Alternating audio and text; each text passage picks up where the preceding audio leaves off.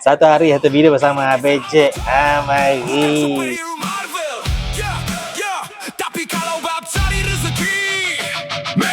Hai, saya Abang Jack Laka. Okey, macam mana korang rasa perkongsian Abang Jack selama beberapa hari ni berkenaan dengan medical card?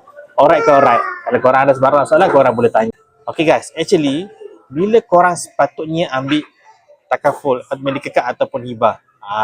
Okay, korang kena ambil takaful sebelum korang sakit, sebelum korang kemalangan, sebelum korang meninggal dunia. Itu tips ambil takaful sebenarnya. Bila? Tak tahu bila. Sakit? Tak tahu bila. Kemalangan? Tak tahu bila. Meninggal pun tak tahu bila. So, kita kena bersedia. Dalam hidup ni kita kena ada persediaan sebelum terjadinya sesuatu.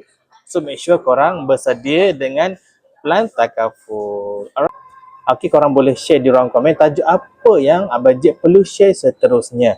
Okay, Abang Jack rasa nak share pasal hibah, tapi kalau korang ada request untuk tajuk yang seterusnya, korang boleh tulis di ruang komen ataupun korang boleh DM Abang Jack personally. Okay, bye-bye. Assalamualaikum.